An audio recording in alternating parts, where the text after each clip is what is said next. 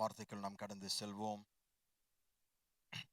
புத்தாண்டிலிருந்து நாம் ஆரம்பித்து இந்த செய்தியை பார்த்து கொண்டு வருகிறோம். இது எப்படிப்பட்ட ஆண்டாக இருக்க போறதுங்க? கர்த்தரை தேடுகின்ற நாடுகின்ற ஆண்டு. கர்த்தரை தேடுகின்ற நாடுகின்ற ஆண்டாக இருக்க போகிறது. யார் தேட போகிறது? யார் நாட போகிறது? விசுவாசிகள். நாம் அனைவரும் தேட போகிறோம். தனிப்பட்ட விதத்தில் தேட போகிறோம், குடும்பமாய் தேட போகிறோம். எனவே உங்களுடைய குடும்பங்களில் உங்களுடைய குடும்ப பலிபீடங்கள் எழுப்பியிருக்க வேண்டும். ஆமென். ஜனவரி 1ஆம் தேதியிலிருந்து அது ஆரம்பித்திருக்க வேண்டும். இது வரைக்கும் ஃபேமிலி பிரேயர் இல்லாத வீடுகள், தயவுசெய்து அதை ஆரம்பிங்க. உங்கள் குடும்பங்கள் வருகின்ற நாட்களை தப்பித்து கொள்ள நீங்கள் விரும்பினால் ஜெப பலிபீடங்களை எழுப்புங்க. ஜெப பலிபீடங்களை எழுப்புங்க. ஆமென். ஆபிரகாம் அதை செய்தார், ஈசாக் அதை செய்தார், யாக்கோபு அதை செய்தார். அப்ப நாமும் அதை செய்ய வேண்டியவர்களாய் இருக்கிறோம். காரணம், நம் முற்பிதாக்கள் அதை செய்யும் போது, இந்த பீடங்களை எழுப்பும் போது, ஆராதனையினுடைய இந்த பலிபீடங்களை எழுப்பும் போது நாம் அதை செய்ய வேண்டும்.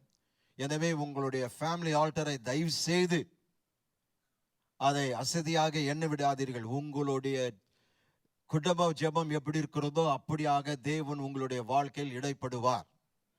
நீங்கள் அனைவரும் தேவனுடைய வரங்களில் கிரியை செய்கிறவர்களாக மாற வேண்டும் என்று என்னுடைய ஆணித்தரமான ஜெபமாய் இருக்கிறது. இது வெறும் நாங்க செஞ்சுட்டு நீங்க எல்லாரும் எங்க கிட்ட வாங்கன்னு சொல்வதற்கான காலம் அல்ல. ஒவ்வொரு விசுவாசி தன் பொறுப்பை உணர்ந்து அபிஷேகத்தை பெற்று ஆவியானவரை நாடி வரங்களை பெற்று நீங்க இருக்கிற இடத்துல எல்லோரையும் தொட்டு அவர்களை சுகமாக்கி, கேன்சரை குணமாக்கி, குருடர்களை பார்க்க வைத்து, சப்பானிகளை நடக்க வைத்து, ஆமென், செவிடர்களை கேட்க வைத்து, உமையர்களை பேச வைத்து, குஷ்டரோகிகளை குணமாக்கி, இயேசு செய்த ஊழியத்தை தொடர்ந்து நாம் செய்ய வேண்டும். அதற்கென்று அழைக்கப்பட்டிருக்கிறோம். அதற்காக தான் நாம் தேவனை தேட வேண்டும். ஆமென். நீ ஆண்டவரை எந்த அளவுக்கு தேடுகிறாயோ அந்த அளவுக்கு அவர் தம்மை உங்களுக்கு வெளிப்படுத்துவார். ஆமென். அப்போ தேவனை தேடுவதென்றால் என்ன என்பதை பார்த்தோம். சென்ற வாரத்தில் கர்த்தரை எப்படி தேடுவது என்பதை பார்க்க ஆரம்பித்தோம். கர்த்தரை எப்படி நாம் தேட வேண்டும்? முதலாவது, முழு இருதயத்தோடு நாம் அவரை தேட வேண்டும். அப்போ தேவனை தேடுங்கள் என்று வேதத்தில் சொல்லும்போது அதனுடைய பொருள் என்ன? What is the biblical meaning of seeking the Lord? தேவனை தேடுவதனுடைய வேதத்தின் பொருள் என்ன? வேதத்தின் முக்கியத்துவம் என்ன? ஏன் அத்தனை முறை தேவன் நம்மை பார்த்து பழைய ஏற்பாட்டிலும் புதிய ஏற்பாட்டிலும் கர்த்தரை தேடுங்கள் என்று சொல்ல வேண்டும்? அதனுடைய அர்த்தம் என்ன? அதனுடைய விளக்கம் என்ன? அதனுடைய வியாக்கியானம் என்ன? அதனுடைய பொருள் என்ன? அதை நாம் பார்க்க வேண்டும். ஆமென். உங்கள் முழு இருதயத்தோடு கர்த்தரை தேடுங்கள். எரேமியா 29ஆம் அதிகாரம் 13ஆம் வசனம். மீண்டுமாய் அந்த திருவுக்கோள் வசனத்தை வாசிப்போம். உங்கள் முழு இருதயத்தோடும் என்னை தேடினீர்களானால் என்னை தேடுகையில் கண்டுபிடிப்பீர்கள். அல்லேலூயா. உங்கள் முழு இருதயத்தோடு என்னை தேடினீர்களானால் நீங்கள் கர்த்தரை தேட வேண்டும். ஆமென். நீங்கள் முழு இருதயத்தோடு தேவனை தேடுவது பழைய ஏற்பாடு மற்றும் புதிய ஏற்பாட்டில் தேவனுடைய என்ன பொருளாகும், என்ன குறிக்கிறது? தேவனுடைய பிரசன்னத்தை தேடுவது, தேவனுடைய பிரசன்னத்தை விரும்புவது. ஆமென். தேவனுடைய பிரசன்னத்தை ஆராய்வது, ஆர்வத்துடன் தேடுவது, விடாமுயற்சியுடன் தேடுவது, அதற்காக அந்த தேவ பிரசன்னத்திற்காக ஏங்குவது மற்றும் தொடர்ந்து பின்பற்றுவதாகும். மீண்டுமாய் சொல்கிறேன், வேதத்தின் அடிப்படையில் உங்கள் முழு இருதயத்தோடு தேவனை தேடுவது என்றால் என்ன? தேவனை தேடுவதென்றால் என்ன? தேவனுடைய பிரசன்னத்தை தேடுவது, தேவனுடைய பிரசன்னத்தை விரும்புவது, பிரசன்னத்தை ஆராய்வது. ஆமென். அடுத்தது ஆர்வத்துடன் தேடுவது, விடாமுயற்சியுடன் தேடுவது, தேவனுடைய பிரசன்னத்திற்காக ஏங்குவது மற்றும் அதை தொடர்ந்து பின்பற்றுவதாகும். அப்போ இத்தனை அர்த்தங்கள் தான் முழு இருதயத்தோடு தேடுவது என்று ஒரே ஒரு சொற்றொடரில் தேவன் அதை சொல்லிவிட்டார். முழு இருதயம் என்றால் என்னுடைய இருதயத்தில் வேற எந்த காரியத்துக்கும் வேற எந்த நபருக்கும் இம்மி அளவு கூட இடம் கிடையாது. அதுதான் முழு இருதயம். உன் வாழ்க்கை முழுதுமாக தேவனை தேடுகின்ற பணியில் நாம் ஈடுபட வேண்டும். இதை அத்தனை ஆண்டுகளாக நாம் செய்யாமல் போய்விட்டோம். ஆகவேதான் தேவன் இந்த வசனத்தை கொடுக்கிறார். நாம் செய்கிறோம், தேடுகிறோம், ஆனால் அவர் சொல்கிற வண்ணமாக இல்லை. நமக்கு நேரம் இருக்கும் போது தேடுகிறோம், பிரச்சனை இருக்கும் போது தேடுகிறோம், சூழ்நிலைகள் நமக்கு சாதகம் இல்லாத பொழுதில் தேடுகிறோம். இந்த மாதிரி சூழ்நிலைகளில் தான் கர்த்தரை தேடுகிறோம் ஒழிய எந்நேரமும் அவரை தேடுகின்ற பணியில் நாம் யாவரும் இருந்தது கிடையாது. அப்படி இருந்திருப்போமானால் முழு இருதயத்தோடு தேடுவதை தவிர்த்து விட்டோம். ஏனென்றால் அதை புரியவில்லை. ஆனால் உங்களை பார்த்து கேட்கிறேன், உங்கள் முழு இருதயத்தோடு கர்த்தரை தேடுவது, இப்போது இத்தனை 7 விளக்கங்கள் கொடுத்தேனே, அந்த 7 விதங்கள் உங்களுடைய வாழ்க்கையில் நீங்கள் காண்பித்திருக்கிறீர்களா? தொடர்ச்சியாக நாம் இப்படி இருக்கிறோமா? தேவனுடைய பிரசன்னத்தை தேடுவதிலும் தேவனுடைய பிரசன்னத்தை விரும்புவதும் ஆராய்வதும் அப்படியாக நாம் பார்த்திருக்கிறோமா? அப்படியாக செய்து கொண்டிருக்கிறோமா? இவ்வளவு தீவிரமாய் அதை ஆராய்ந்து பார்க்கிறோமா? நேரம் எடுத்து படிக்கிறோமா? ஆராய்வது என்றால் என்ன? எப்படி தேவனுடைய பிரசன்னத்தை ஆராய்வது? தேவனுடைய வார்த்தையை ஆராயும் போது, தேவனுடைய வசனங்கள் பழைய ஏற்பாடு இருந்தாலும் சரி, புதிய ஏற்பாடு இருந்தாலும் சரி, அதை அதிகமாய் படிக்கும் போது, நேரம் எடுத்து அதற்கென்று நீங்கள் ஒதுக்கும் போது, மணிக்கணக்காய் தேவனுடைய வார்த்தை தியானிக்கிறவர்கள் அதனுடைய பலனை நீங்கள் பார்ப்பீர்கள்.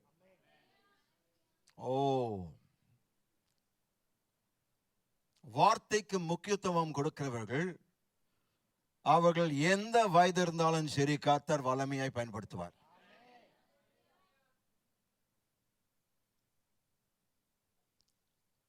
அது வெள்ளிக்கிழமையில் அந்த வந்த பிரசங்கருடைய வாழ்க்கையில் பார்த்த ஒரு சின்ன பொண்ணு தான். ஆனால் அவர்கள் பேசின அந்த அதிகாரமும் அந்த ஆணித்தரமும் பார்க்கும்போது தேவனோடு எவ்வளவு நேரம், அவர்களும் கார்ப்பரேட் உங்களை மாதிரி தான் வேலையும் செய்கிறார்கள், அவங்க முழு நேர ஊழியர் அல்ல. ஆனால் அந்த இளம் பெண் பேசின விதம், தேவனுடைய வல்லமை ஆன் ஸ்டேஜ்ல பயன்படுத்தின விதம், டெமான்ஸ்ட்ரேட் பண்ண விதம், அவர்களுடைய வயதுக்கு அப்பாற்பட்ட முதிர்ச்சி பெற்றிருக்கிறார்கள். நமக்கு அவர்கள் கொடுத்த சவால், நீங்களும் இதை செய்ய முடியும், நீங்கள் கர்த்தரை தேடுவீர்களானால். அப்போ ஒரு வாலிப பெண் அவ்வளவு தூரமாய் அவ்வளவு செய்ய முடியுது என்றால் நீங்களும் அதை செய்ய முடியும். நான் சொல்கிறேன், கூடி சீக்கிரத்தில் இந்த ஆண்டு முடிவதற்குள்ள உங்கள் பிள்ளைகள் அதை செய்வதை நீங்கள் பார்ப்பீர்கள். தயவு செய்து நேரம் எடுத்து உங்கள் பிள்ளைகளோடு ஜெபித்துக் கொள்ளுங்கள். அவர்கள் பெற்ற அபிஷேகத்தை நீங்கள் தான் தக்க வைத்துக் கொள்ள வேண்டும். பாருங்க, நாங்க மொமெண்டம் கிரியேட் பண்ணிட்டோம், ஆனால் அதை சஸ்டெயின் பண்ணுவது பெற்றோருடைய பொறுப்பு. நாங்க தேவனுடைய தயவாலும் பரிசுத்தாவினுடைய ஒத்தாசையினாலும் அந்த மொமெண்டம் கிரியேட் பண்ணிட்டோம், உருவாக்கிட்டோம். ஆனால் இப்பொழுது அந்த மொமெண்டம் சஸ்டெயின் பண்ணுவது உங்களுடைய கடமை, உங்களுடைய பொறுப்பு. இதை சண்டே ஸ்கூல் டீச்சர்ஸ் கிட்ட போடாதீங்க. அவங்க செய்ய வேண்டியது அவங்க செய்யறாங்க. இப்பொழுது நீங்க செய்ய வேண்டிய காரியம், நம்முடைய பிள்ளைகள் அதை அதிகமாய் செயல்படுவதை நாம் பார்க்க வேண்டும். ஆமென். அப்போ பாருங்க, நாம் எப்படி தேவனை தேடுகிறோம், எந்த விதத்தில் தேடுகிறோம், எந்த அளவுக்கு தேடுகிறோம் என்பதை நாம் பார்க்கும்போது நிச்சயமாய் பலன் பெற முடியும். உதாரணமாக, நீங்கள் உங்களுடைய கணவன் அல்லது மனைவியை உண்மையாகவே நேசிக்கும் போது, அல்லது உங்களுடைய நண்பரையாவது நீங்கள் உண்மையாய் நேசிக்கும் போது என்ன நடக்கும்? நீங்கள் உண்மையா ஒருத்தரை நேசிக்கும் போது அவர்களுக்கென்று ஏதாவது ஒன்று செய்ய விரும்புவீர்கள், அவர்களோடு இருக்க விரும்புவீர்கள். அதற்கு மேலாக அவர்களுக்குள் சென்று அவர்கள் எப்படி யோசிக்கிறார்கள், எண்ணுகிறார்கள், நினைக்கிறார்கள் என்பதை அறிந்து கொள்ள நீங்கள் விரும்புவீர்கள். அதுதான் உண்மையாக நான் என் மனைவி அல்லது கணவன் அல்லது பிள்ளைகளை நேசிப்பதின் உண்மையான அர்த்தம். அதுதான். அவர்களோடு நான் இருக்க விரும்புவேன், அவர்களுக்காக ஏதாவது செய்ய விரும்புவேன். நீங்களும் அப்படி செய்வீர்கள். அதற்கு மேலாக அவர்கள் எப்படி நம்மை குறித்து அல்லது எப்படி அவர்கள் சிந்திக்கிறார்கள், எப்படி அவர்கள் யோசிக்கிறார்கள் என்பதை அறிந்து கொள்ள நாம் விரும்புவோம். ஆமென். எனவே நான் என் முழு இருதயத்தோடு கர்த்தரை தேடுவேன் என்றால், கவனிங்க, அது ஒரு சாதாரணமான பணி அல்ல. அது ஒரு சாதாரணமான செயல்பாடு அல்ல. அது ஒரு சாதாரணமான ஊழியம் அல்ல. நாம் கிறிஸ்தவர்களா இருக்கிறதுனால வேதத்தை வாசிக்கலைங்க. வேதம் என் வாழ்வு, அதற்காக தான் வாசிக்கிறேன். நீங்க அந்த இடத்திற்கு வராவிட்டால் வேதம் உங்களுக்கு ஒரு காலமும் பிரயோஜனமா இருக்காது. நீங்க வாசிக்கலாம், ஆனால் உங்களோடு பேசாது. ஆனால் இது என் வாழ்வு, இது இல்லைன்னா நான் இல்லை என்று நீங்கள் அந்த கட்டத்திற்கு வரும்போது, அந்த நிலைக்கு வரும்போது, நான் சொல்கிறேன், தேவனுடைய வார்த்தையில் இருக்கிற அற்புதங்கள் நீங்கள் காண்பீர்கள். சங்கீதக்காரன் சொல்கிறார் இல்லையா, தேவனுடைய வார்த்தையில் இருக்கிற அற்புதங்களை காண என் கண்களை திறலும். தேவனுடைய வார்த்தையில் உங்களுக்கு வேண்டிய அற்புதங்கள் இருக்கிறது. நீங்க மனுஷன் இடத்தில் அதை பெற வேண்டிய அவசியம் இல்லை. ஊழியக்காரர்கள் இடத்தில் அது இல்லைங்க. உங்களுக்கு வேண்டிய சகல அற்புதங்கள், அனைத்து அற்புதங்கள் தேவனுடைய வார்த்தையில் இருக்கிறது. வார்த்தையை தேடுவீர்களானால் வார்த்தை உங்களுக்கு அந்த அற்புதங்களை கொண்டு வரும். இருக்கிறீங்களா? ஆமென். அப்போ நான் தேவனை தேடுவேன் என்றால் அது ஒரு சாதாரணமான பணி அல்ல. அது மிக முக்கியமான ஒரு காரியமா இருக்கிறது. எனவே கவனிங்க, நான் அதை செய்ய முற்படும் போது, நான் அதை செய்கின்ற போது நான் ஒன்றை ஞாபகம் வைத்துக் கொள்ள வேண்டும். ஏசாயா 55ஆம் அதிகாரம், அதை பார்ப்போம். ஏனென்றால் இது மிக மிக மிக மிக முக்கியமான ஒரு காரியம் இருக்கிறது. ஏசாயா 55 6 7 வசனங்கள். கர்த்தரை கண்டடையத்தக்க சமயத்தில் அவரை தேடுங்கள், அவர் சமீபமாய் இருக்கையில் அவரை நோக்கி கூப்பிடுங்கள். துர்மார்க்கன் தன் வழியையும் அக்கிரமக்காரன் தன் நினைவுகளையும் விட்டு கர்த்தரிடத்தில் திரும்ப கடவன். அவர் அவன் மேல் மனதுருகுவார். நம்முடைய தேவனிடத்திற்கே திரும்ப கடவன். அவர் மன்னிக்கிறதற்கு தயை பெருத்திருக்கிறார். கூர்ந்த கவனிங்க, இங்கே நான் கர்த்தரை தேடிக்கொண்டு இங்கே நான் பாவத்தில் வாழ்ந்து கொண்டிருப்பேன், ஆனால் அது வேலைக்காகாது.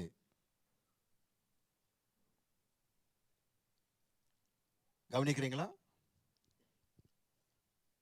இங்கே நான் கர்த்தரை தேடிக்கொண்டிருக்கிறேன், இங்கே பாவத்தில் வாழ்ந்து கொண்டிருக்கிறேன், அது ஒருபோதும் நடக்காது.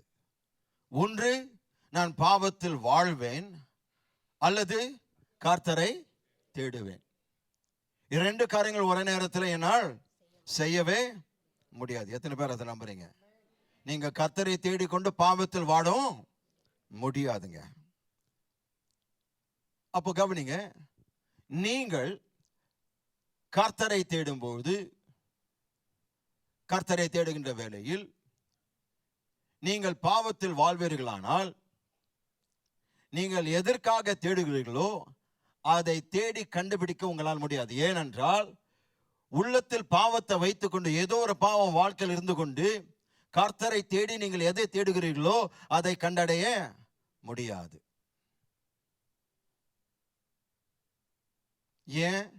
ஏனென்றால் ஏசாயா சொல்கிறார், நம்முடைய அக்கிரமங்கள் நம்மை தேவனை விட்டு பிரித்து விட்டிருக்கிறது. வாசிப்போம். ஏசாயா 59ஆம் அதிகாரம் 2ஆம் வசனம். உங்கள் அக்கிரமங்களே உங்களுக்கும் உங்கள் தேவனுக்கும் நடுவாக பிரிவினை உண்டாக்குகிறது. உங்கள் பாவங்களே அவர் உங்களுக்கு செவி கொடாதபடிக்கு அவருடைய முகத்தை உங்களுக்கு மறைக்கிறது. அப்போ பாருங்க, ஏன் நம்முடைய ஜெபங்களுக்கு பதில் பெறவில்லை என்றால், ஒன்று, அவிசுவாசத்தோடு நாம் ஜெபிக்கும் போது பதில் பெற முடியாது, சந்தேகத்தோடு ஜெபிக்கும் போது பதில் பெற முடியாது.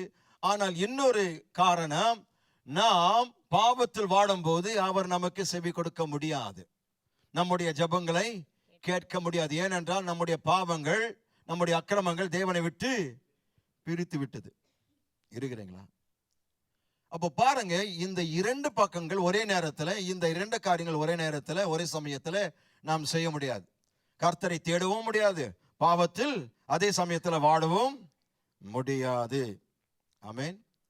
நான் கர்த்தரை நேசிப்பேன், ஆனால் நான் கர்த்தரை தேடுவேன் என்றால், நான் இயேசுவை பின்பற்றுகிறவன் என்ற முறையில், கவனிங்க, நான் இயேசுவை பின்பற்றுகிறவன் என்ற முறையில் நான் அவரை தேடும்போது, என்னுடைய வாழ்க்கையிலிருந்து அவருக்கு பொருந்தாத எந்த ஒரு பொருட்களையும், எல்லா பொருட்களையும், எல்லா விஷயங்களையும் என்னை விட்டு அகற்ற விரும்புவேன். நான் தேவனை நேசிப்பேன் ஆனால், கர்த்தரை நேசிப்பேன் ஆனால், நான் கர்த்தரை தேடுவேன் என்றால், அப்போ நான் இயேசுவை பின்பற்றுகிறவன் என்று நான் சொல்கிறேன். ஆனால் இயேசுவை பின்பற்றுகிறவன் என்ற முறையில், கவனிங்க, என் வாழ்க்கையில் நான் அவரை பின்பற்றுகிறவன் என்று பொருந்தாத எந்த ஒரு காரியமும் என் வாழ்க்கையிலிருந்து நான் அகற்றுவேன். அப்போ நீங்களும் நானும் எப்பொழுதுமே ஒவ்வொரு நிமிடத்தில் நாம் கர்த்தருக்கு பொருந்தாத காரியங்கள் நினைக்கிறோமா, பார்க்கிறோமா, சிந்திக்கிறோமா, அல்லது பேசுகிறோமா, அல்லது செயல்படுகிறோமா? இதை நாம் கவனிக்க வேண்டும். கர்த்தர் தேடுகின்ற மக்கள், கர்த்தரை தேடுகின்ற மக்கள் எப்பொழுதுமே இதை குறித்து விழிப்புள்ளவர்களாக இருப்பார்கள். ஏனென்றால், நான் அவரை சந்திக்கும் போது ஏனோதான என்று நான் வாடாமல், ஒவ்வொரு நொடியும் அவர் மீது என் கவனம் முழுமையாய் செலுத்தி அவருக்காக நான் வாழ்ந்தபடியினால் அவர் எனக்காக யாவற்றையும் செய்து முடிப்பார். Oh God, I feel the Lord. I feel God smiling right now. தேவன் உங்களை பார்த்து சிரித்து கொண்டிருக்கிற காரியம் என் ஆவியில் உணர முடிகிறது. தேவன் சொல்கிறார், இதுதான் நான் ஒவ்வொரு விசுவாசினிடத்தில், என் ஒவ்வொரு மகனிடத்தில், மகளிடத்தில் நான் எதிர்பார்த்து கொண்டிருக்கிறேன். ஆகவே தான் இந்த காரியம் உங்களுக்கு நேராய் வந்து கொண்டிருக்கிறது பிரியமானவர்களே. ஏனென்றால் இந்த புத்தாண்டில், இந்த முதல் மாதத்தில் இதை சரி செய்வோமானால், நான் சொல்கிறேன், மீதியான 11 மாதங்களில் தேவனுடைய அற்புத கரம் நீட்டப்பட்டதை நீங்கள் காண்பீர்கள். நீங்கள் நிச்சயமாய் காண்பீர்கள். அவர் உங்களுக்காக தம்முடைய ஓங்கிய புயத்தை பயன்படுத்தி உங்களுடைய எல்லா அடிமைத்தனத்திலிருந்து உங்களை வெளியே கொண்டு வந்து தேவனுடைய ஆசீர்வதிக்கப்பட்ட அந்த வாக்குத்தத்தம் பண்ணப்பட்ட பூமியில், நிலத்தில் உங்களை நிற்க வைப்பார். உங்களுக்காக திரளான ஆசீர்வாதத்தின் வாழ்க்கை உங்களுக்காக காத்து கொண்டிருக்கிறது. அபிஷேகம் நிறைந்த ஒரு வாழ்க்கை. நீங்கள் ஜெபித்தால் மலைகள் பேர்க்கப்படும், நீங்கள் பேசினால் காரியங்கள் வாய்க்கப்படும், நீங்கள் சொன்னால் கர்த்தர் இறங்குவார், நீங்கள் கேட்டால் அவர் செவி கொடுப்பார், நீங்கள் அவரை நோக்கி பார்த்தால் அவர் உங்களுக்கு ஆலோசனை சொல்லுவார். ஒவ்வொரு நொடியிலும் நீங்கள் தேவனுடைய சத்தத்தை கேட்பீர்கள், சத்தத்தை கேட்டதன்படி நடப்பீர்கள். நீங்கள் நடந்து கொள்ளும் போது நீங்கள் மட்டுமல்ல, உங்களை சுற்றி இருக்கிறவர்கள் உங்கள் தேவனுடைய அதிசயங்களை காண்பார்கள். I know I'm talking to somebody.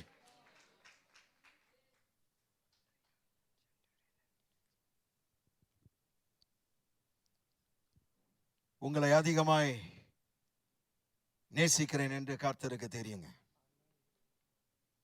ஆனால் அதற்காக நீங்கள் இருந்த வண்ணமாக உங்களை ஒரு காலமும் விட போறதில்லை. ஒரு மேய்ப்பனாய் தேவன் என் இடத்தில் கொடுத்த பொறுப்பை நான் நிறைவேற்றிய வேண்டும். என் ஆடுகள், என் மந்தை கர்த்தருக்குள், கர்த்தருடைய பலத்தை முழுமையாய் பெற்றுக்கொள்கிற வரைக்கும் அவர்களுக்கு வேண்டிய சகல போதனைகள் கொடுத்து கொண்டே இருப்பேன். இரவும் பகலுமாய் அவர்களுக்காய் நான் விழித்து கொண்டு ஜெபிப்பேன். என் மந்தை தேவனுடைய சித்தத்தை முழுமையாய் செய்கின்ற வரைக்கும் எங்களுடைய குடும்பத்திற்கு ஓய்வில்லைங்க. God bless you.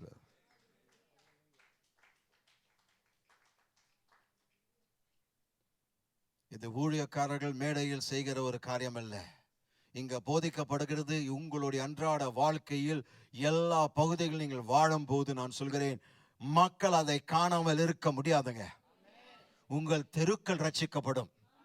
ஏனென்றால் உங்களுடைய அபிஷேகத்தை குறித்து கேள்விப்படுவார்கள், வரிசையாக வந்து நிற்பார்கள். நான் சொல்கிறேன், காலை தொடங்கி மாலை வரைக்கும் நீங்கள் ஓயாமல் ஊழியத்தை செய்து கொண்டே இருப்பீர்கள். I believe something is about to happen. Hallelujah. வான மண்டலம் நடுங்கி கொண்டிருக்கிறதுங்க. I tell you, demons are trembling at these words. உங்களுடைய காதுகள் அடைக்க முயற்சித்தார்கள், ஆனால் வான மண்டலத்தை சுத்திகரித்து இந்த காலையில் எழுந்திருக்கிறேன். எல்லா அசுத்த ஆவிகள், வான மண்டலத்தில் இருக்கிற எல்லா பொதுவாத ஆவிகள் விரட்டி தான் இந்த காலையில் உங்களோடு பேசிக் கொண்டிருக்கிறேன். ஒரு வார்த்தை அவங்களால் நிறுத்த முடியாதுங்க. ஒரு வார்த்தை அவர்களால் தடை பண்ண முடியாது. உன் ஆவியால் அதை வெளிப்பாடாக வரும். ஆவியானவர் அதை சாட்சிடுவார். ஹல்லேலூயா, ஹல்லேலூயா. இந்த திருச்சபை சேனை கர்த்தருடைய சேனையாய் எழும்புவீர்கள். நீங்கள் வாய்களை திறந்தால் உங்களுடைய வாய்கள், நான் சொல்கிறேன், உங்களுடைய வாயின் வார்த்தைகள், நான் சொல்கிறேன், பட்டயங்கள் போல் செயல்படும். பிசாசை அறுத்து சாம்பலாக்கும். உங்களுடைய சத்துருக்கள் வெட்டுண்டு போவார்கள். ஏனென்றால் தேவனை தேடுகிற மக்களை தேவன் வல்லமையை இந்த ஆண்டில் பயன்படுத்துவார். If you believe that, receive that word. Hallelujah. Marama sekando. Hallelujah. Hallelujah. அப்போ நான் சொல்கிறேன், நீங்கள் கர்த்தரை தேடும் பொழுது ஏதோ ஒன்றை நீங்கள் கண்டுபிடிப்பீர்கள். ஒரு விசேஷமான ஒன்றை நீங்கள் கண்டடைவீர்கள். அது என்ன? அது என்ன? கவனிங்க. உங்களுடைய புத்திக்கு அப்பாற்பட்ட விதத்தில் அவரோடு நீங்கள் பெற்றிருக்கிற உறவை நீங்கள் புரிந்து கொள்ள ஆரம்பிப்பீர்கள். உங்களுடைய புத்திக்கு அப்பாற்பட்ட, உங்களுடைய அறிவுத்திறனுக்கு அப்பாற்பட்ட, உங்களுடைய புரிந்து கொள்ளுதலுக்கு மேலாக இருக்கும் ஒரு ஆழமான உறவை அவரோடு நீங்கள் அமைத்துக் கொள்வதை நீங்கள் உணர்வீர்கள். எனக்கு அதை விளக்க முடியாதுங்க, ஆனால் நான் அனுபவித்துக் கொண்டிருக்கிறேன். ஹல்லேலூயா. இது வரைக்கும் உங்களுடைய வாழ்க்கையில் நீங்கள் அனுபவிக்காத ஒரு உறவை மிக ஆழமாக நீங்கள் பார்க்க போகிறீர்கள், உணர போகிறீர்கள். நீங்கள் தேவனோடு, நான் சொல்கிறேன், அவருடைய ஆழங்களுக்குள் ஆவியானவர் கொண்டு போவாருங்க. நான் சொல்லாமலே ஆவியானவர் உங்கள் அவருடைய ஆழங்களுக்கும் பிதாவினுடைய அளவற்ற ஆழங்களுக்குள் கொண்டு போவார். Oh Jesus, Jesus, hallelujah, hallelujah. என்னை புல்லுள்ள இடங்களில் மேய்த்து அமர்ந்த தண்ணீரண்டை நடத்துவார். ஆழங்களுக்குள் உங்களை அழைத்து செல்லக்கூடிய காலமா இருக்கிறது. ஆனால் தேடுகிறவர்கள் மட்டும்தான் தேவனுடைய ஆழங்களுக்குள் கொண்டு போகப்படுவார்கள். ஆமென்.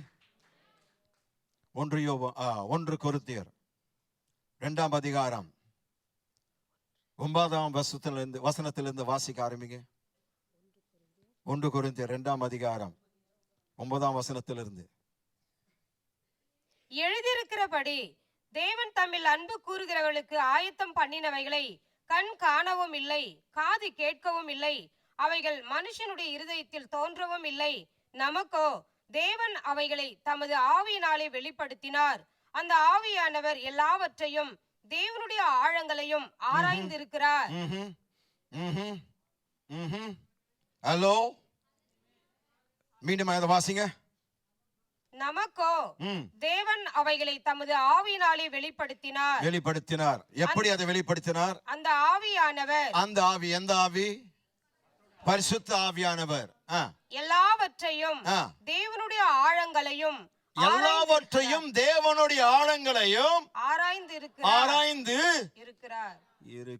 அடுத்த வசனம். மனுஷனில் உள்ள ஆவியை அன்றி மனுஷரில் எவன் மனுஷனுக்குரியவைகளை அறிவான்? அப்படி போல தேவனுடைய ஆவியை அன்றி ஒருவனும் தேவனுக்குரியவைகளை அறிய மாட்டான். அநேகர் நம்முடைய புத்தி கூர்மையை வைத்துக்கொண்டு, அறிவுத்திறனை வைத்துக்கொண்டு, PhD வைத்துக்கொண்டு வேதத்தை ஆராய முற்பட்டோம். அவர் சொல்கிறார், என்னுடைய ஆவி இல்லாமல் உனக்கு வெளிப்பாடு வராது. தகவல் இருக்கும், வெளிப்பாடு இருக்காது. இன்ஃபர்மேஷன் இருக்கும், ரெவலேஷன் இருக்காது. ஆவியானவர் தேவனுடைய ஆழங்களுக்குள் நம்மை அழைத்து கொண்டு போகும் போது, பிரியமானவர்களே, நீங்கள் தேவனுடைய ஆழங்களுக்குள் போக போக நீங்கள் தேவனை போல் மாற ஆரம்பிப்பீர்கள். தேவனுடைய சாயலுக்கு ஏற்றாற் போல் மாற ஆரம்பிப்பீர்கள். கிறிஸ்துவின் சாயலுக்கு ஒப்பாய் நீங்கள் மாற ஆரம்பிப்பீர்கள். நீங்கள் குட்டி கிறிஸ்துவர்களாக சுற்றி திருவீர்கள்.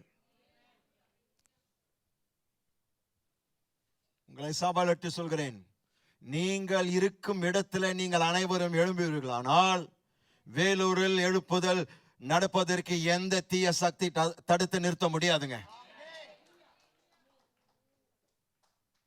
I say it in the name of Jesus, and I don't play with words when I'm standing on this pulpit. இந்த புல்பிட்டில் நான் நிற்கும் போது வார்த்தைகளை வைத்து நான் பேசுவதில்லை. அவர் கொடுத்தால் ஒழிய பேச முடியாதுங்க. அவர் சொல்கிறார், நீங்கள் உங்களுடைய இடத்துல ஆவியில எழும்புவீர்களானால் வேலூர் பட்டணத்தில் நாம் எழுப்புதல் காண்போம். Come on, talk to me somebody. Amen. அப்போ நான் சொல்கிறேன், நம்முடைய புத்திக்கு அப்பாற்பட்ட விதத்தில் தேவனுடைய ஆழங்களுக்குள் சென்று அவரோடு ஒரு மிகவும் ஆழமான உறவை நாம் அமைத்துக் கொள்வோம். எப்பொழுது? அவரை முழு இருதயத்தோடு தேடும்போது. செய்ய வேண்டியது என்ன? நாம் முழு இருதயத்தோடு தேட வேண்டும். அப்படியானால் முழு இருதயத்தோடு தேடுவது என்றால் என்ன?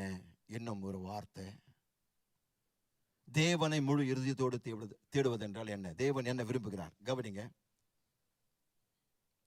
தேவன் உங்களுடைய முதல் அன்பு, உங்களுடைய பொக்கிஷம், உங்களுடைய பேரார்வமாக இருக்க விரும்புகிறார். To love God with all your heart means God wants to be your first love, your treasure and your passion. தேவன் உங்கள் முதல் அன்பு, ஆதி அன்பு சொல்ல விரும்பல. ஏன்னா எபேசியர் சபையை பார்த்து தேவன் சொன்ன காரியம், உன்னுடைய ஆதி அன்பை நீ விட்டு சென்று விட்டாய், நீ விட்டு விட்டாய். ஆனால் நான் சொல்ல விரும்புகிறது, தேவன் உங்களுடைய முதல் அன்பு, உங்கள் பொக்கிஷம், உங்கள் பேரார்வமாக இருக்க விரும்புகிறார். அவர் அப்படியாக உங்களுடைய வாழ்க்கையில் இருக்கிறாரா? தேவனுக்கான அன்பும் பேரார்வமும் நமக்கு இருக்கிறதா? இருக்கிறது. ஆனால் எந்த அளவுக்கு? நீங்க எல்லாரும் தேவனை நேசிக்கலன்னு நான் சொல்ல வரல. நாம் நேசிக்கிறோம், அன்பு கூறுகிறோம், பேரார்வம் கொண்டிருக்கிறோம். ஆனால் அது எந்த அளவுக்கு இருக்கிறது என்றுதான் நாம் பார்க்க வேண்டும். அந்த அளவு சற்று குறைவாக இருந்தால் அதை மாற்றுவோம். அதற்காக தான் இந்த சபை, அதற்காக தான் இந்த நேரம். இந்த ஞாயிற்றுக்கிழமையில் போதிக்கப்படுகின்ற இந்த 1 மணி நேர வசனம் போதனை வாரம் முழுக்க நம்முடைய வாழ்க்கையை மாற்றி அமைத்துக் கொள்ள வேண்டும். என் வாழ்க்கை இந்த 1 மணி நேரத்தினுடைய போதனையின் மூலமாக மறுரூபமாக்கப்பட்டிருக்க வேண்டும்.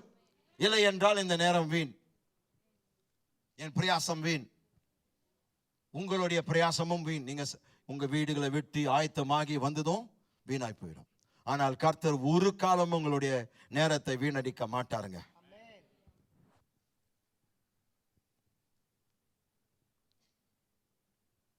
எல்லாரும் சொல்லுங்க, தேவனே, நீர் என் முதல் அன்பும் என் பொக்கிஷமும் என் பேரார்வமாய் இருக்கிறீர். அதை நான் நிரூபித்து காட்டுவேன் பரிசுத்தாவின் துணையினால். Glory to God. Oh, get ready, church. The devil is in trouble. The devil is in trouble.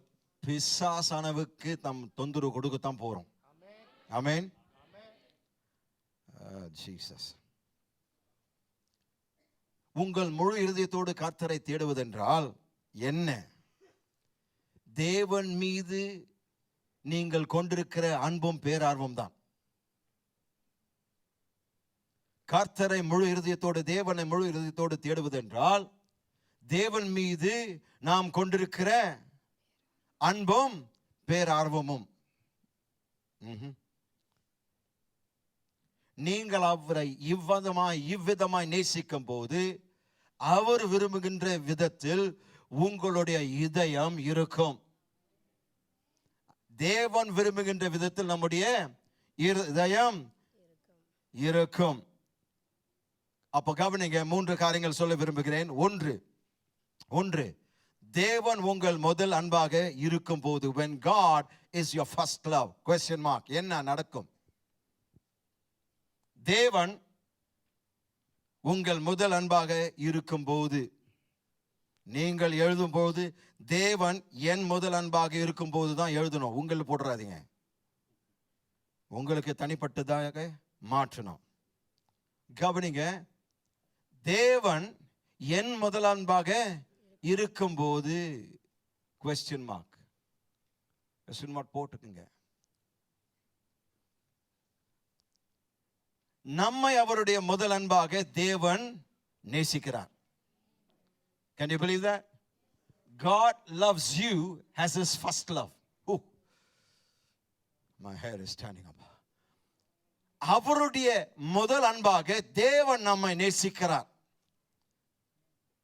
நீங்க ஒருவேளை கடைசியாக வந்திருக்கலாம், 25 ஆண்டு கால பிறகு நீங்க ரட்சிக்கப்பட்டிருக்கலாம், நீங்க 70ஆம் வயசுல ரட்சிக்கப்பட்டிருந்திருக்கலாம். ஆனால் அவர் சொல்கிறார், என்னுடைய முதல் அன்பு கொண்டுதான் உன்னை நான் நேசித்தேன், என்னுடைய முதல் அன்பாக தான் உன்னை நேசித்தேன். நீ இவ்வளவு நாள் காத்திருந்ததுனால நான் சோர்ந்து போகல, நான் உன்னை உலக தோற்றத்துக்கு முன்பாக என் முதல் அன்பாக தான் பார்த்தேன்.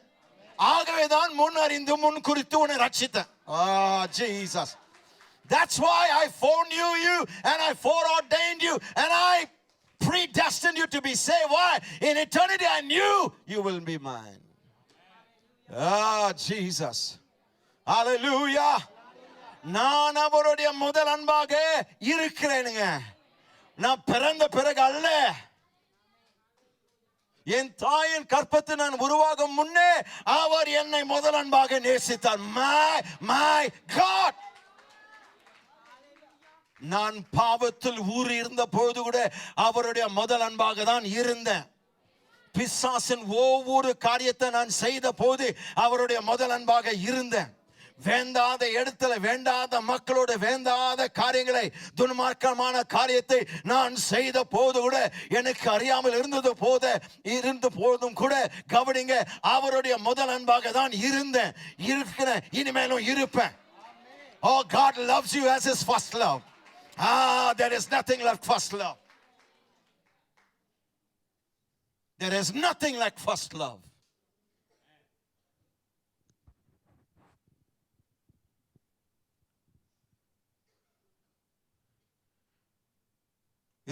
இரண்டு நாட்களுக்கு முன்பாக ஒரு இளம் தம்பதிகளை உடைய இன்டர்வியூவை பார்த்தேன். அவங்க 8 வயசு இருக்கும்போது ஸ்கூல்ல பழகுனாங்க. எத்தனை வயசுங்க? 8 வயசு. ஃப்ரெண்ட்ஸா பழகுனாங்க. ஆனால் அந்த ஃப்ரெண்ட்ஷிப் அவ்வளோ ஆணித்தரமா போனதுனால அவங்க ஒருத்தர் அதிகமாக மதிக்க ஆரம்பித்தாங்க. அப்போ அந்த காலத்தில், அந்த நேரத்துலலாம் அவங்களுக்கு லவ்வெல்லாம் தெரியாது, நண்பர்களாக இருந்தாங்க. ஆனால் பாருங்க, அந்த பெண்ணுடைய பெற்றோர் டிரான்ஸ்ஃபர் ஆகிட்டு வேற இடத்துக்கு போயிட்டாங்க. 12 ஆண்டு காலமாய் பிரிந்திருந்தார்கள். அந்த 12 வருஷமாய் அந்த பையன் அந்த பெண்ணை நினைக்காத நாளே இல்லை. கடைசி என்ன பண்ணாரு, டிடெக்டிவ்ஸை வைத்து எப்படியாவது இந்த பெண்ணை எங்க இருக்கிறதுன்னு கண்டுபிடிச்சு கொடுங்கன்ட்டு அவங்களும் கண்டுபிடிச்சு கொடுத்தாங்க. கண்டுபிடிச்சு கொடுத்து அந்த ஸ்கிரீன்ல கொஞ்ச நேரம் அவங்கள சஸ்பென்ஸ்ல வச்சுட்டு இருவரும் காண்பித்தார்கள். காண்பித்த பொழுது இருவரும் 12 ஆண்டு காலத்தினுடைய பிரிவினையை உணராம அந்த முதல் அன்பு நிமித்தமாக அவர்கள் ஒருத்தரை அதிகமாய் பார்த்து கண்ணீர் விட்டார்கள். இருவரும் பார்த்து அழுதார்கள். தேவன் சொன்னார், இது 12 வருஷம் பிரிவுக்கே இவங்க இவ்வளவுமோ இதை காட்டுறாங்களே, நான் காலகாலமாய் நித்தியமாய் முதல் அன்பை விட்டு நான் ஒரு காலமும் விலகி போல. நீ விலகி போக போக போக நீ ரட்சிக்கப்பட்டு பின்மாற்றத்தில் போன போது கூட என் முதல் அன்பு நான் பல கோடி வருஷங்களாய் காத்திருந்தேன். I protected. Oh, you don't understand what I'm talking about. நான் ஆச்சரியப்பட்டேன், கர்த்தர் எங்க கொண்டு போய் எதை போதித்து எதை காண்பித்து இந்த சத்தியத்தை நான் இந்த நாளில் அதை சொல்லுவேன் என்று எனக்கு தெரியாது. ஆனால் கர்த்தர் நடத்தினாருங்க. அவர் சொன்னார், இந்த காரியத்தை நீ பார்த்து மேமறந்து நிற்கிறியே, இது 12 வருஷம் பிரிவினதான், ஆனால் பல கோடி வருஷங்கள் உனக்காக நான் காத்திருந்தேன். நித்தியம் தொடங்கி நித்தியம் முடிகிற வரைக்கும் உன்னை என்னுடைய முதல் அன்பாக தான் நான் நேசிப்பேன். I wish I had a witness in here. Oh God, you got to shake yourself loose and get a revelation. He loves me as his first love. ஆகவே தான் என் இடத்தை வேற யாருக்கும் கொடுக்காது, ஏன்னா நான் தான் முதல் அன்பு.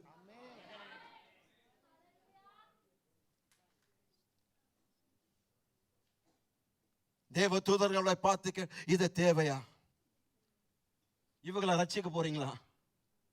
ஒருத்தன் காட்டி கொடுக்க போறான்றீங்க, ஒருத்தன் மரதளிக்க போறான்றீங்க. இந்த ஆசாமிகளுக்காக நீங்க போய் மறிக்க போறீங்க. அவங்களுக்கு புரியல, தேவதூதர்களுக்கு புரியல. ஏன் அண்ட சராசரத்தில் உண்டாக்கினவர் இப்படிப்பட்ட ஒரு தீர்மானம் எடுக்க வேண்டும், இப்படிப்பட்ட ஒரு முடிவு எடுக்க வேண்டும்? அவர் சிரித்து அவர்களை பார்த்து சொன்னார், அவங்க என்னுடைய முதல் அன்பு. உன்னை தேவ தூதர்களாக உருவாக்குவதற்கு முன்பாகவே அவர்கள் என்னுடைய முதல் அன்பாக இருந்தார்கள். Can you believe the words that are coming out of my mouth? You will never stop loving God if you get this in your heart. உங்கள் ஆவியில இந்த சத்தியத்தை நான் சொன்ன இந்த வார்த்தைகள் நீங்கள் புரிந்து கொள்வீர்களானால் இனிமேல் ஒரு காலமும் ஒரு போதும் இருந்த வண்ணமாக இருக்க முடியாதுங்க. நீங்கள் தீவிரமாய் எழும்பி கர்த்தருக்காக செயல்படுவீர்கள். நான் அவருடைய முதல் அன்பு. எல்லாரும் சொல்லுங்க பாப்போம், சொல்லுங்க பாப்போம். Say it like you believe it. I'm his first love. Amen. நான் அவருடைய முதல் அன்பு. என்னை முதல் அன்பாக என்னை நேசிக்கிறாருங்க. அவர் படைத்த எல்லாவற்றையை கவனிங்க, அவரை படைத்த எல்லாவற்றை பார்க்கிலும் அவர் என்னை அதிகமாய் நேசிக்கிறார். Oh, you don't believe me? Check it out. நீங்க இன்றைக்கு சுவாசிப்பதற்கு காரணமே அவர் படைத்த எல்லாவற்றை விட உங்களை அதிகமாய் நேசிக்கிறபடினால். He loves you more than all that he has ever created. Suriyan Chandran நட்சத்திரங்களை பார்க்கிலும் உங்களை அதிகமாய் நேசிக்கிறார். How can you reject this God? How can you flirt around with this God? It's impossible. It's impossible. Jesus.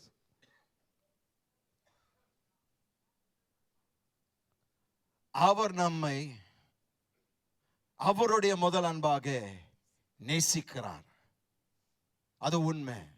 ஆனால் இன்றைக்கு தேவன் விரும்புகின்ற காரியம், அவர் உங்களுடைய முதல் அன்பாக இருக்க விரும்புகிறார். Can you settle for that? நாம் அவருடைய முதல் அன்பாக இருக்கிறது ஒரு சத்தியத்தின் வெளிப்பாடு. ஆனால் சர்வத்தையும் ஆளுகின்ற யாரையும் தேவைப்படாத தேவன் நம்மை பார்த்து அவர் சொல்கிறார், உன்னுடைய முதல் அன்பாக இருக்க நான் விரும்புறேன்ப்பா.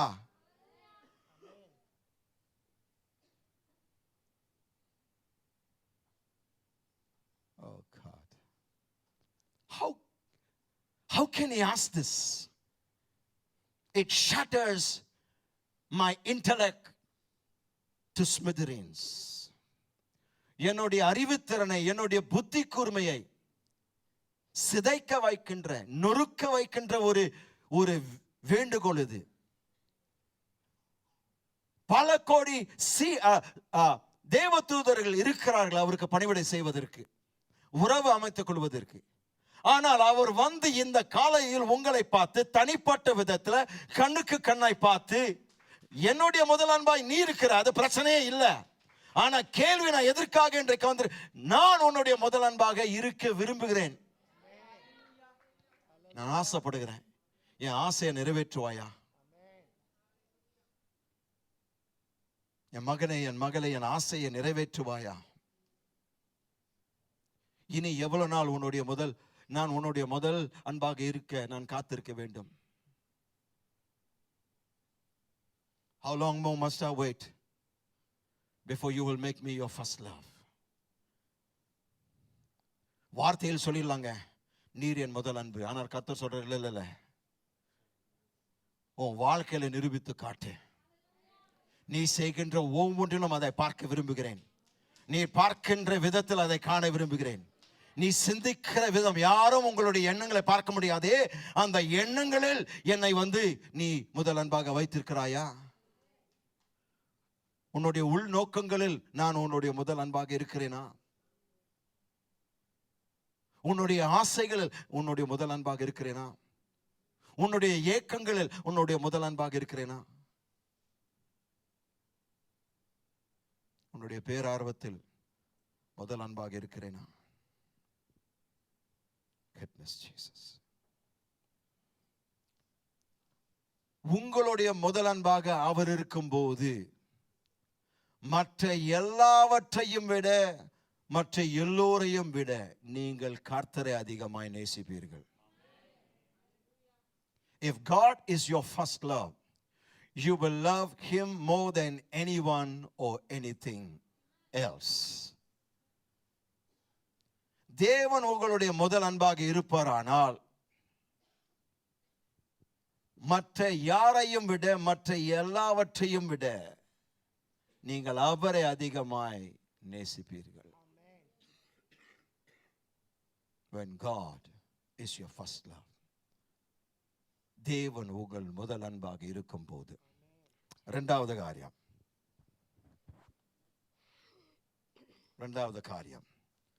உங்கள் இருதயத்தில் தேவன் உங்களுடைய பொக்கிஷமாக இருக்கும் போது. எழுதிக் கொள்ளுங்கள், உங்கள் இருதயத்தில் தேவன் உங்களுடைய பொக்கிஷமாக இருக்கும் போது. When in your heart God is your treasure, what happens? When in your heart God is your treasure, உங்களுடைய இருதயத்தில் தேவன் உங்களுடைய பொக்கிஷமாக இருக்கும் போது என்ன நடக்கும்?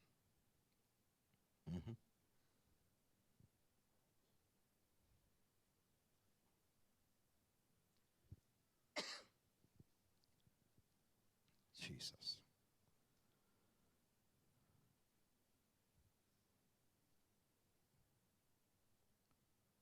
Oh my God.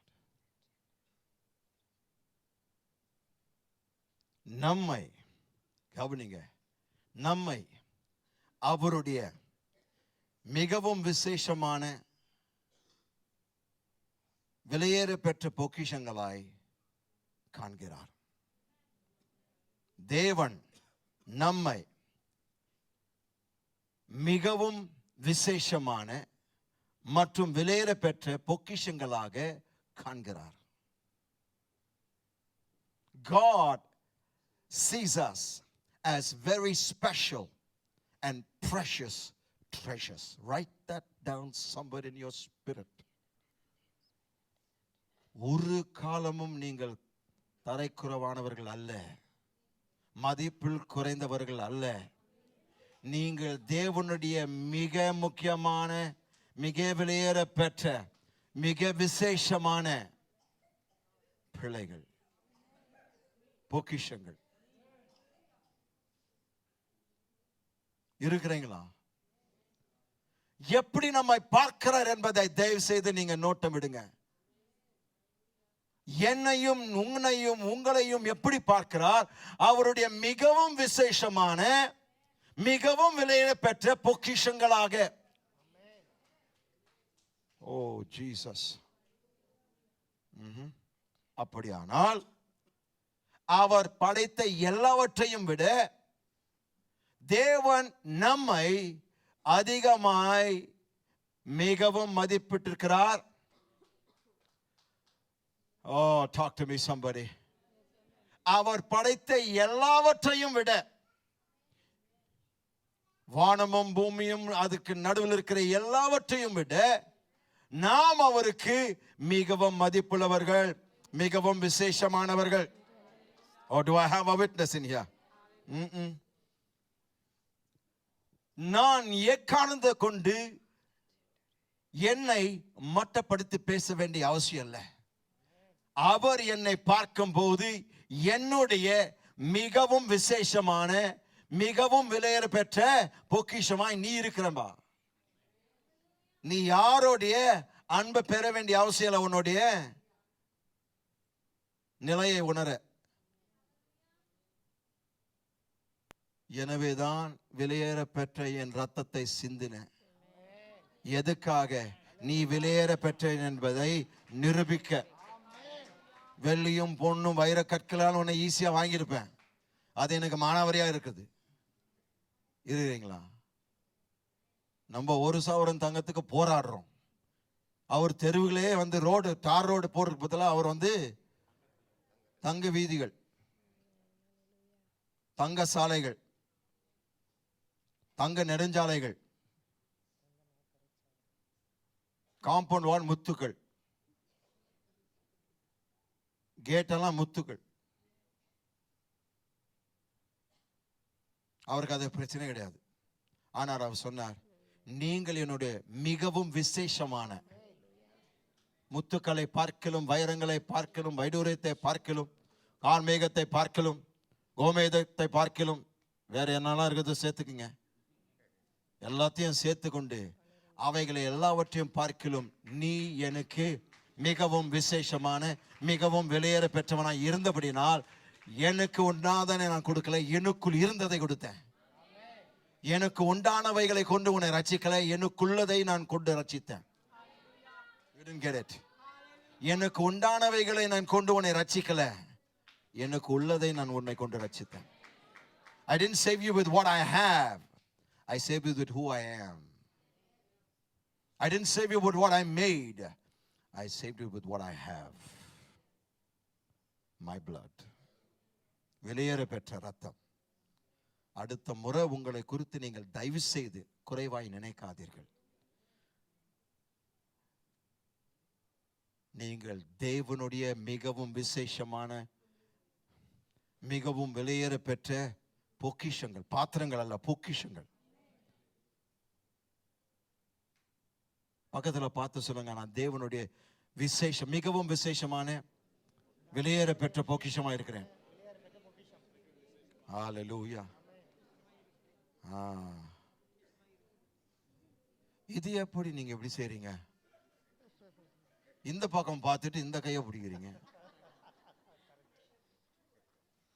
தயவு செய்து கொண்டு ஒருத்தர் பாருங்களேன். பார்த்தா தான் தெரியும் எவ்வளோ விலையேற பெற்றவர்கள்.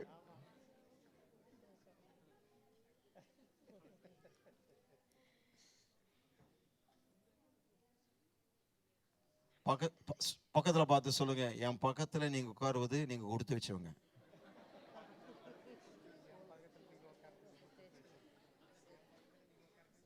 யுவா, நான் வேடிக்கைக்காக சொல்லுங்க, நீங்க தேவன் அப்படிதான் உங்களை பார்க்கறாருங்க. தேவன் உங்களை எங்க வச்சிருக்கிறாருங்க? எங்க உட்கார வச்சிருக்கிறாங்க? பக்கத்துல எங்க? வலது பாசம் என்ன? எது? சேரா? சென்னையிலயா? சொல்லுங்க, எங்கங்க? அவர் பக்கத்துல. கரெக்டுங்க. சிங்காசனத்தின் மேல, சிங்காசன அறைக்குள், சிங்காசனத்தின் மேல, அவருக்கு பக்கத்துல. இது வெளியில பெற்றது அல்லவா? இதுதான் நிருபங்க, இதுதான் ஆதாரம். This is the proof I am the most special person on planet Earth. இந்த பூமியில தேவனுடைய மிக மிக மிக விசேஷமான, விலையேற பெற்ற பொக்கிஷமா இருக்கிறேன். நான் தேவனுக்கு பொக்கிஷனா, உங்களுக்கும் பொக்கிஷம் தாங்க.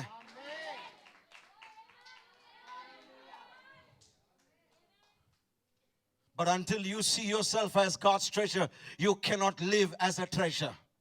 நீங்கள் தேவனுடைய பொக்கிஷமாக நீங்கள் உங்களை கருதாவிட்டால் பொக்கிஷமாக வாழ மாட்டீர்கள். ஆமென். ஜென்மமா இது என்று உங்க பெற்றோர் சொன்னான்னு வச்சுங்க, நான் ஜென்மம் இல்லைங்க, பொக்கிஷம். நான் ஜென்மம் இல்ல, பொக்கிஷம்.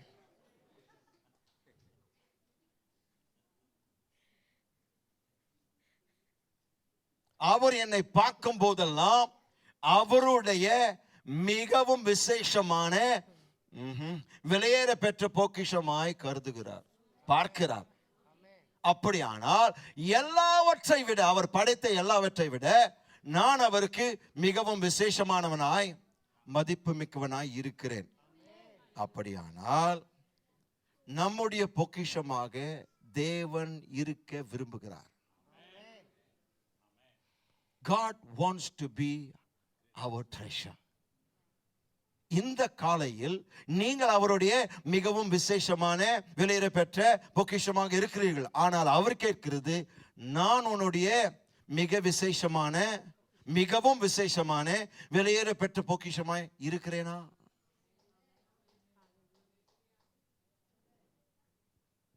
ஆமேன் என்று சொல்வீர்களானால் இதை நீங்க இறக்க மாட்டீங்க. நீங்க வேலை செய்கிற நேரத்தை தவிர இதை இறக்க மாட்டீங்க, ஜெபத்தை நிறுத்த மாட்டீங்க. எனக்கு வேலை இருக்கு, கடமை இருக்குது, இது இருக்குது, அது இருக்குது, நம்ம சாக்கு சொல்ல மாட்டோம். We will find the time to go after the treasure. இருக்கிறீங்களா? வேலூர்ல இந்த பகுதியில ஒரு பொக்கிஷம் புதைக்கப்பட்டிருக்கிறது, தேடுகிறவர்கள் அதை எடுத்துக்கொள்ளலாம் என்று சொன்னா, நம்ம எத்தனை பேர் லீவை போட்டு, casual leave, annual leave, sick leave, எல்லா லீவை போட்டு எத்தனை பேர் தேடுவோம்? மற்றதெல்லாம் போய் சொல்றீங்க. மற்ற பேர் எல்லாம் கை உயர்த்தாதவங்க நீங்க.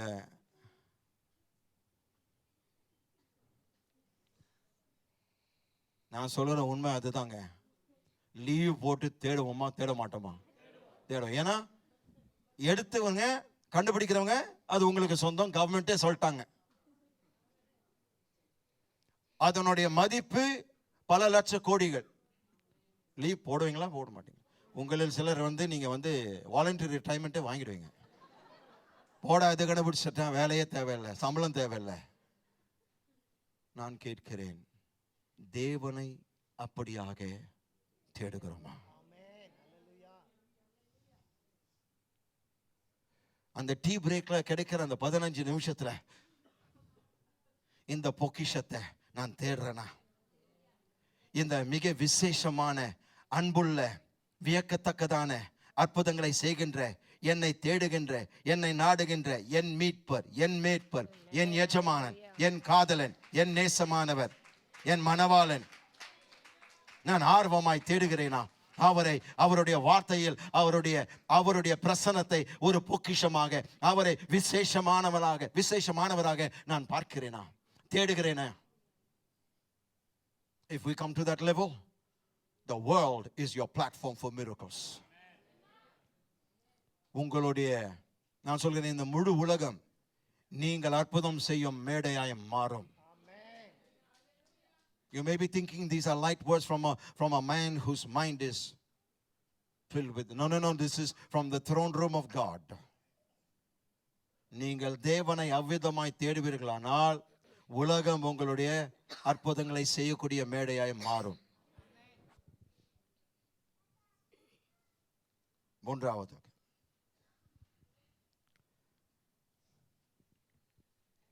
மூன்றாவதாக,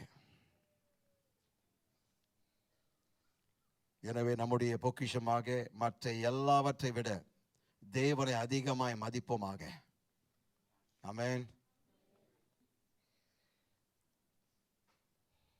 மூன்றாவதாக, உங்கள் இருதயத்தில் தேவன் உங்களுடைய பேரார்வமாக இருக்கும் போது, when in your heart God is your passion.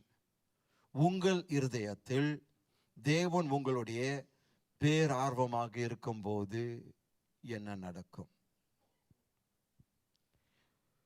உங்கள் இருதயத்தில் தேவன் உங்களுடைய பேரார்வமாக இருக்கும் போது என்ன நடக்கும்?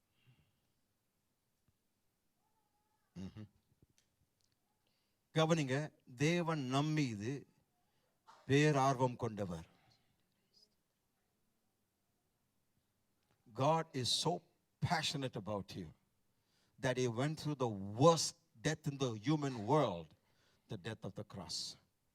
உலகத்திலேயே காணக்கூடிய கொடூரமான மரணங்களில் ஒரு மரணத்தை சந்தித்த கர்த்தராகிய இயேசு கிறிஸ்து நம்மை எந்த அளவுக்கு பேரார்வம் கொண்டு நம்மை நேசிக்கிறார், ஆர்வம் கொண்டிருக்கிறார் என்பதை பார்க்க முடிகிறது.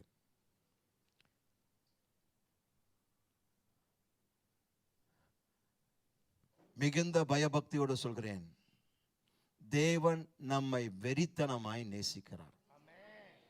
I know it's a difficult word to use for such a holy God, but I know I'm saying it with all reverence. God is madly in love with you. பிரியமானவர்களே, என் வாழ்க்கையின் அனுபவத்தில் சில பைத்தியக்காரத்தனமான நேச மக்களை நான் பார்த்திருக்கிறேன். I mean mad people. I mean mad people அந்த அளவுக்கு வெறித்தனமாய் நேசித்தவர்கள் நான் பார்த்திருக்கிறேன். என் வாழ்க்கையில் அவங்கள சந்தித்திருக்கிறேன். அவங்க வந்து சில நாட்களுக்காக இல்லை, அவங்க வாழ்ந்து காட்டியிருக்கிறாங்க. ஏறக்குறைய போது அவங்கெல்லாம் வந்து ஒரு 35-40 years வந்து வாழ்ந்து இருக்கிறாங்க. வெறித்தனமாய் ஒருத்தர் நேசிக்கிறாங்க. ஆனால் அவர்கள் நேசிப்பதற்கு காரணம், அவர்கள் யாரிடத்தில் அன்பு செலுத்துகிறார்களோ அவர்கள் ரெசிப்ரோகேட் பண்றாங்க. அந்த அன்பை அவர்கள் திருப்பி செலுத்துகிறபடினால் தான் இப்படி வண்டி ஓடுது. இதே வந்து அவங்கள ஒருத்தர் யாராவது கொஞ்சம் மாற்றம் காண்பித்தால் விரிசல்கள் வந்தோம், நிச்சயமா வரும், வந்தாகணும், வரும். ஆனா இருவரும் ஈக்குவலா செய்ததுனால வண்டி ஓடுது. ஆனால் நித்தியம் தொடங்கி நித்தியம் வரைக்கும் நாம் அவரை தேடாத முரட்டாட்டம் பண்ணி, நீ என்னத்த சொல்றத நான் கேட்கறது, நான் என் வழியில் போவேன், நான் இதை பண்ணுவேன், நான் அதை பண்ணுவேன், நான் இதை செய்வேன், நான் அதை சாதிப்பேன் என்று நீங்க ஓடி ஓடி ஓடி எவ்வளவு தூரம் ஓடினு உங்களுக்கு பின்பாக அவர் ஓடி வந்து நீங்க எங்கெல்லாம் நீங்க உலகத்தினுடைய மூளை முடுக்குக்கு எவ்வளவு தூரம் போயிட்டீங்களோ, பாவத்துல நீங்க எவ்வளவு ஆழமாய் போக முடியுமோ அங்க போயிட்டு அந்த சாக்கடையில் இருந்த பொழுது அந்த துர்நாற்றத்தில் அவர் இறங்கி, this is how I love you, உன்னுடைய துர்நாற்றத்தை எடுக்கும்படியாக நான் சிலுவையில் இறங்கி சிலுவையின் மேல் தொங்குனது மட்டுமல்ல, அதன் பின்பு நரகத்திற்கே சென்றேன். எதிரினுடைய கோட்டைக்குள் உன் நிமித்தமாக உன்னை கொண்ட வெறித்தனமான அன்பு நிமித்தமாக பிதாவை விட்டு நான் பிரிய துணிந்தேன். You don't know anything, my friends. பிரியமானவர்களே, என்னுடைய தாய் நான் பிரிந்த பொழுது நான் தவித்த தவிப்பு இருக்கிறதே, அந்த முதல் 6 மாதங்கள் ஒரு டிப்ரெஸ்ட் பேஷண்டா மாறிட்டேன். 6 மாதங்கள் என்னுடைய தாயின் பிரிவினை என்னால் ஏற்றுக்கொள்ள முடியவில்லை. ஞாயிற்றுக்கிழமை பிரசங்கம் பண்ணுவேன், திங்கள்ல இருந்து சனிக்கிழமை வரைக்கும் ஒரு பைத்தியக்கார மாதிரி இருப்பேன். அந்த அளவுக்கு நான் தாயினுடைய இழப்பை ரொம்ப அதிகமாய் பாதிக்கப்பட்டவனாய் காணப்பட்டேன். 6 மாதங்கள் கழித்து ஒரு நாள் ஆண்டவர் சொன்னார், நீ 28 வருஷத்தினுடைய உறவுக்கே இப்படி நீ சொந்தம் கொண்டாடி இவ்வளோ டிப்ரெஷன்ல போயிருக்கிறியே, நித்தியமாய் கோடி கோடி கோடி கோடி கோடி கோடி கோடிக்கணக்கான வருடங்கள் நானும் பிதாவும் ஒன்றாய் இருந்தோம், நான் அவருடைய நேசகுமாரனாய் இருந்தேன். ஆனால் உன் மீது நான் வைத்திருக்கிற என்னுடைய காதல நிமித்தமாக, என்னுடைய வெறித்தனமான அன்பு நிமித்தமாக முதல் முறையாக அவரை விட்டு நான் பிரிக்க துணிந்தேன். பிரிக்கப்பட நான் துணிந்தேன். இருக்கிறீங்களா? பிரிக்கப்பட நான் துணிந்தேன். பிரியப்படல, பிரிக்கப்பட நான் துணிந்தேன். ஆகவேதான் நான் சிலுவையில் கதறினேன், என் தேவனே, என் தேவனே, ஏன் என்னை கைவிட்டீர்? It is a cry that shook the world. உலகங்களை அசைத்த ஒரு கூக்குரல். என் தேவனே ஏன் என்னை கைவிட்டீர்? உன்னுடைய வெறித்தனமான காதல நிமித்தமாக தான் உன்னை கைவிட வேண்டிய தேவைப்பட்டதுப்பா. நீ எடுத்த முடிவு நிமித்தமாக தான் நான் அதை செய்ய வேண்டியதாக இருக்கிறது. அவர்களுடைய பாவங்கள் நீ சுமந்தபடியினால் நான் உன்னை விட்டு கொடுக்க வேண்டியதாக இருந்தது.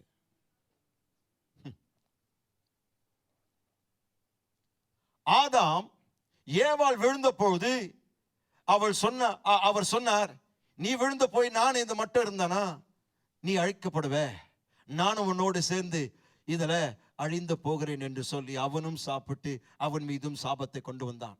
அவன் புறக்கணித்திருக்கலாம், நீ பண்ணிட்ட இது உன் பிரச்சனை. ஆனால் அவளோடு அவர் பங்கேற்று அவளுடைய பாவத்தில் அவர் பங்கு பெற்று இருவரும் தேவனுடைய பிரசன்னத்தில் விழுந்தார்கள்.